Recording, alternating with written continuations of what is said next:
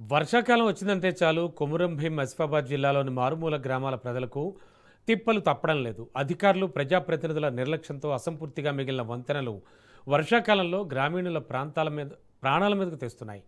వంతెనల నిర్మాణం పూర్తి కాకపోవడంతో భారీ వర్షాలకు వాగులు వంకలు పొంగిపొర్లి మారుమూల గ్రామాలకు రాకపోకలు పూర్తిగా నిలిచిపోతున్నాయి. అత్యవసర సమయాల్లో అంబులెన్స్ కూడా వెళ్లలేని దుస్థితి నెలకొంది. ఆసిఫాబాద్ మండలం అప్పపల్లి గ్రామ పంచాయతీ పరిధిలోని మోతుగూడ అప్పపల్లి మధ్య వంతెన నిర్మాణం ఏళ్ల తరబడి నత్తనడకం సాగుతోంది. స్థానికులు రాకపోకల కోసం ఏర్పాటు చేసుకున్న తాత్కాలిక వంతెన గత 2 రోజులుగా కురుస్తున్న భారీ వర్షాలు కొట్టుకుపోయింది. దీంతో వేరే దారి లేక ప్రాణాలు అరచేత పెట్టుకుని పొంగిపొర్లుతున్న వాగులోనే ప్రమాదకరంగా రాకపోకలు సాగిస్తున్నారు.